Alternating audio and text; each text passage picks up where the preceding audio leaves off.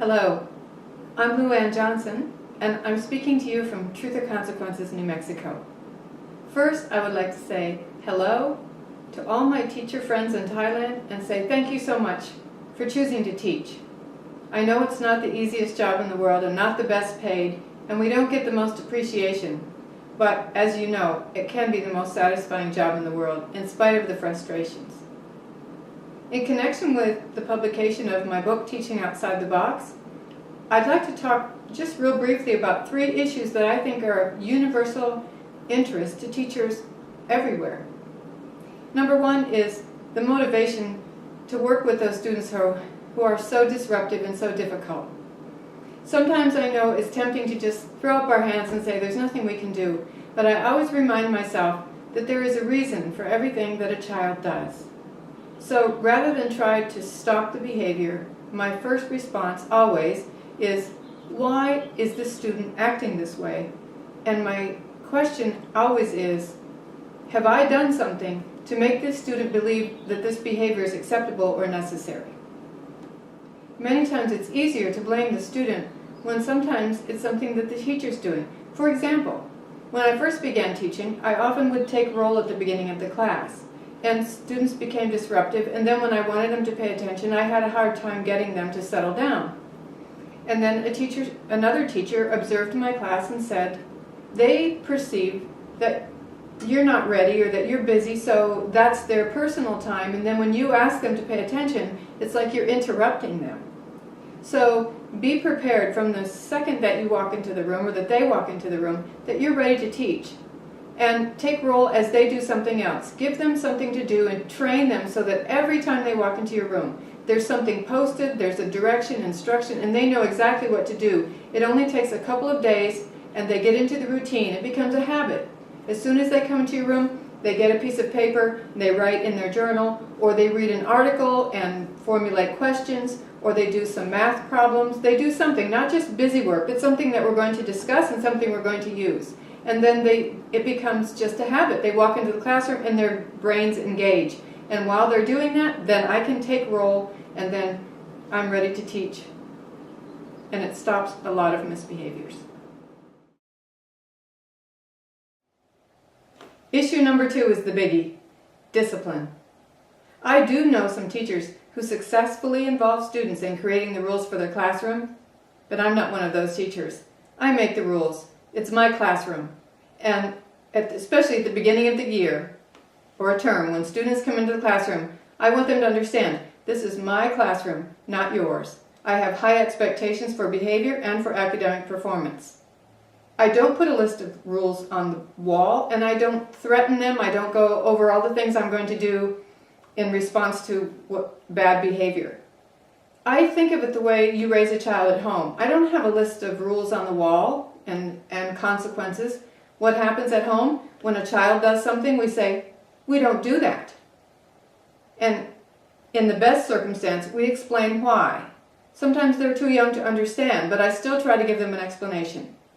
We don't run with scissors because someone could get hurt.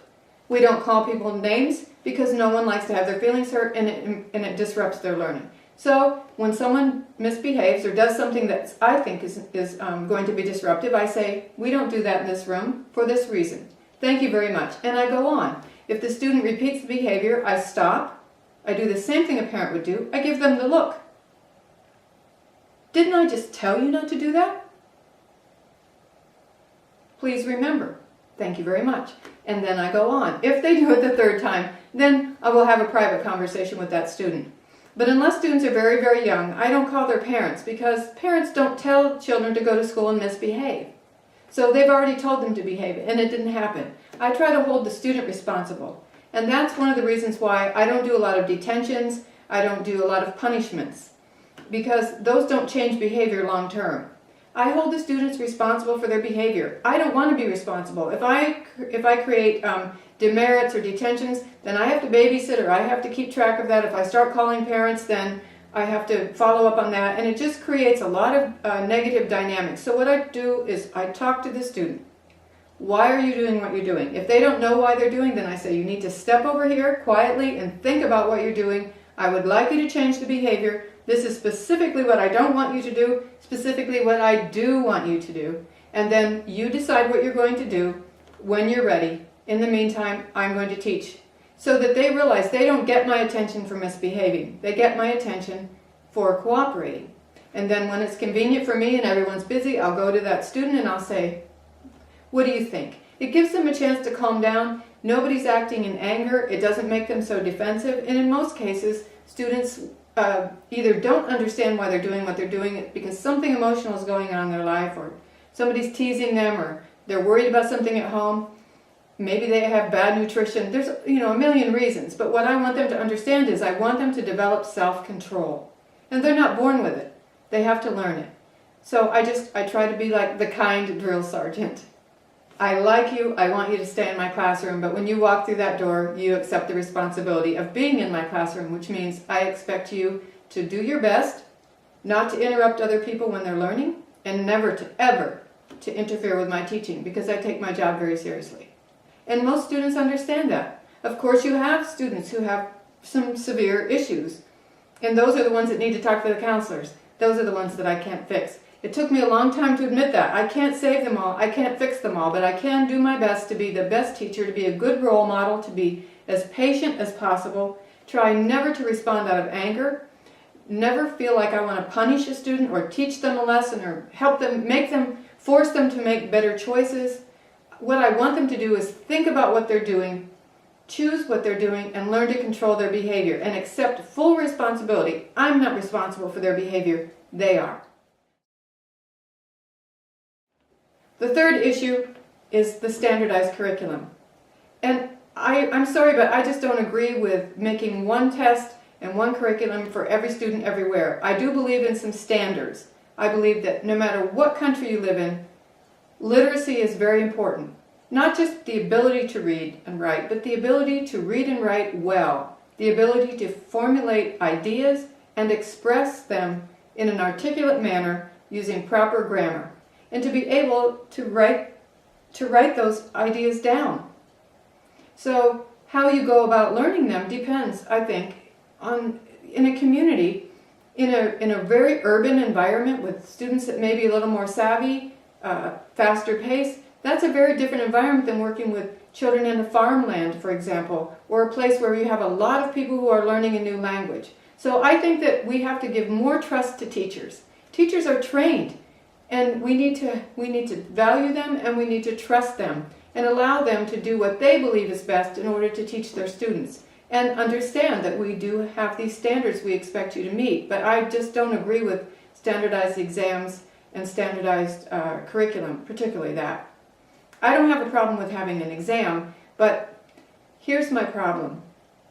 On paper, for example, drivers, millions of people can do the test. They can pass a written exam.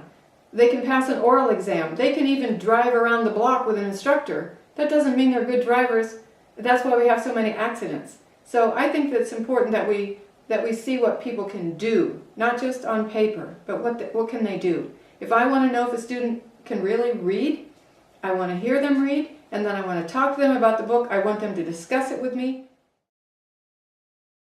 But I think the best way to know if people can do something is ask them to do it, not on paper.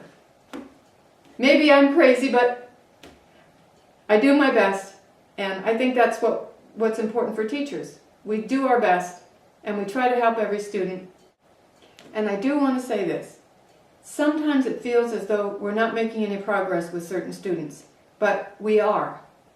We may just be watering the plant. We may never see the blossom, but eventually those seeds of hope blossom.